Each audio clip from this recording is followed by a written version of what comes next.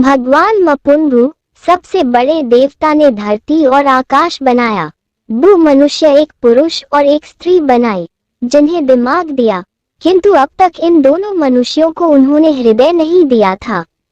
भगवान मपुंगू के 4 बच्चे थे, चंद्र, सूर्य, अंधकार और बरसात। उन्होंने चारों को एक साथ बुलाया और कहा, मैं अब निवृत्त होना चाहता हूँ, अतः मनुष्य अब कभी मुझे देख न सकेंगे। मैं अपनी जगह पर एक हृदय को धरती पर भेजूंगा, किंतु जाने से पहले मैं जानना चाहता हूँ कि तुम लोग क्या क्या करोगे। बरसात ने कहा, मैं मूसलाधार पानी बरसाऊंगा और हर चीज को पानी में डुबो दूंगा। नहीं, भगवान मपुंगू ने कहा, ऐसा हरगिज नहीं करना चाहिए। इन दोनों की तरफ देखो।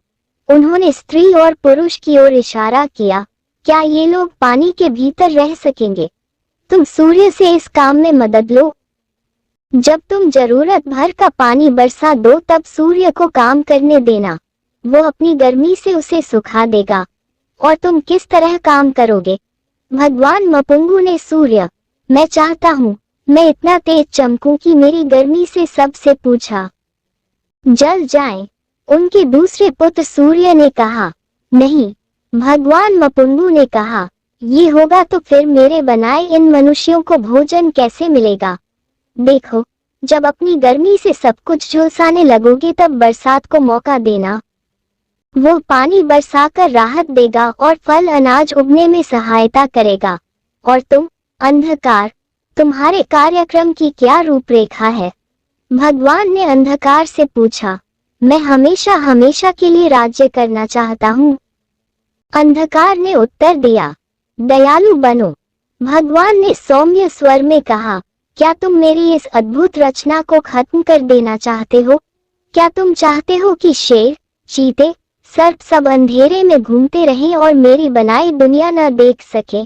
चांद को भी कुछ करने का मौका दो, उसे धरती पर चमकने दो।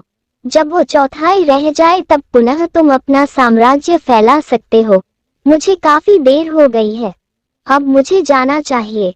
और भगवान मपुंगू अंतर्धान हो गए। कुछ समय के बाद हृदय एक पतली सी झिल्ली से आवृत उनके पास आया। वो रो रहा था। उसने सूर्य, चंद्रमा, अंधकार और बरसात से पूछा, हमारे पिता भगवान मपुंगू कहाँ हैं? पिताजी चले गए। उन्होंने कहा, हम जानते भी नहीं हैं कि वे कहाँ गए। हाय, मेरी कितनी इच्छा थी कि उनके साथ उनमें लीन हो जाऊं, किंतु खैर, जब तक वे नहीं मिलते मैं आदमी में प्रवेश करूंगा और उसके माध्यम से पीढ़ी दर पीढ़ी ईश्वर को खोजूंगा। हृदय ने कहा, और यही हुआ। मनुष्य से पैदा होने वाले हर बच्चे के पास हृदय होता है, जो आज भी ईश्वर को चाहता है। दोस्तों, कहानी आपको कैसी लगी कमेंट करके जरूर बताएं और चैनल को सब्सक्राइब जरूर करें, बेल आइकन को जरूर प्रेस करें ताकि आपको वीडियो मिले सबसे पहले। मिलते हैं एक और नई कहानी के साथ।